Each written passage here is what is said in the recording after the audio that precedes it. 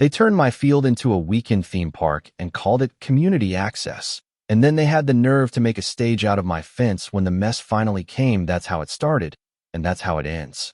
At least for now. My name's Eli Brown. I'm the kind of man who fixes things that don't need fixing, who learned to be stubborn the hard way, and I never thought I'd be standing in my own grass arguing with a woman who thinks bylaws are a personality trait.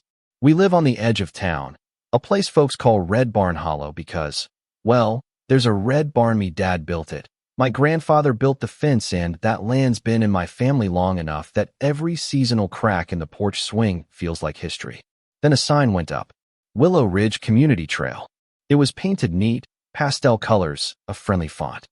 I thought it was a joke until people started pitching tents where my old corn used to be. Margot Hale ran the Homeowners Association. She wore linen blazers in August and smiled like she was offering salvation. It's for the people, she said the first time I caught her taking selfies by the sign. Open space, family time, community healing. Her crew cheered behind her neighbors who'd only ever met at potlucks, and a dozen city families came with folding chairs, grills, kids' squeals, coolers, and a total lack of respect for property lines. That's Act 1, the slow, stupid invasion. You get the sense of normal life: a coffee cup on the porch, tractors at dawn, then a step-by-step corrosion, tire tracks, beer cans, a fire ring where my best friend used to plant tomatoes. I walked over. I asked politely. I showed the deed. I called the county office. Those are the things you do because you still trust systems to do the right thing. Systems are slow, and people are faster. Margot arranged a ribbon cutting, complete with balloons, and the crowd hooped as if I was the villain in someone else's story. There's a part in every fight where you realize words won't fix stubbornness. That's when I started taking pictures. Not because I wanted drama, but because you can't fight a rumor with your memory. You need receipts. I set my phone on a tripod. I recorded the fenced line being trampled. I logged times. I kept a journal. I talked to a health inspector about the portable toilets and the runoff, and he raised eyebrows that said, "Slow your roll," and then promised to send someone if complaints came in. They didn't come in fast enough. Act 2 is where things go sideways on purpose. Margot tried to turn everything into optics. She staged a community harvest with artisan booths. She had a banner that said, "Neighbors First." She joked on the mic while little portable grills spit grease onto my soil. And one of her board members, a man named Glenn who used to wave across the street, told me I should be more neighborly. He said it smiling like a tax collector. I'll admit, I snapped. Not a movie breakdown snap, but a careful one. You ever take a walk at midnight and plan revenge like you're drafting a letter? That was me, except my revenge was to flip the script, legally gather the evidence, call reporters, find the one county official who'd stop sugarcoating rules for cute banners. I started giving interviews to small-town journalists, the kind who smell of coffee and sincerity, and I let them film the erosion, the broken sprinklers, the kids running through rows meant for planting. Margot sent me a passive-aggressive text that read, "Community is messy, Eli. Try to breathe. There's a line between standing up for what's yours and becoming the very thing you despise, and I walk that line every day." I'd patch a fence, then watch cars tear through the repaired gate the next morning, and I thought about blockades and legal holds and the fact that I didn't want violence, I wanted consequence. I wasn't alone. A few neighbors quietly apologized while picking up trash, and one, a retired schoolteacher named June, brought me peach cobbler and a memory. "You hold on to what's real, Eli," she said, and I told her I was trying.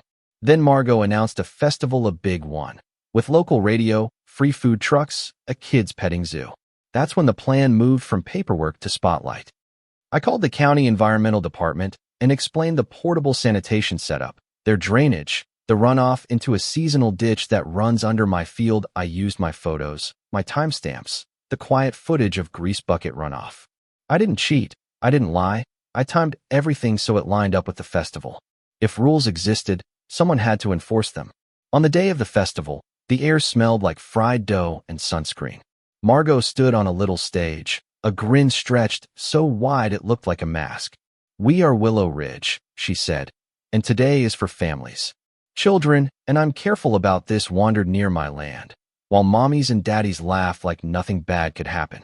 I remember thinking, this is the exact kind of photo the county office hates.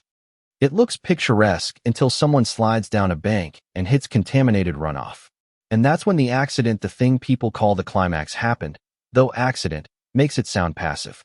A drainage pipe they'd connected for a cooking demo backed up after a gust of rain, and grease and sewage that should have been contained found a path.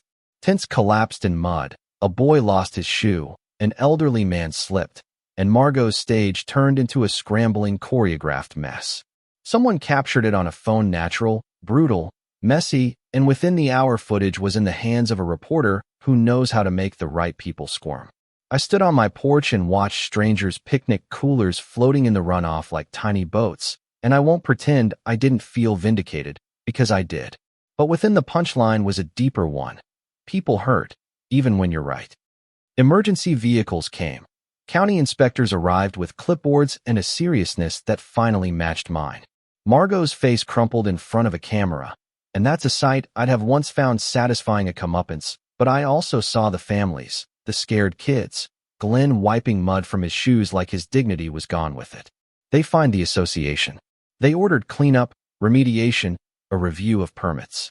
Margot was voted off the board in a chaotic meeting a week later. Neighbors who'd once clapped for her now talked about liabilities like they'd been struck by lightning. The county imposed fines heavy enough to sting, and for a while the tents stopped appearing in my field.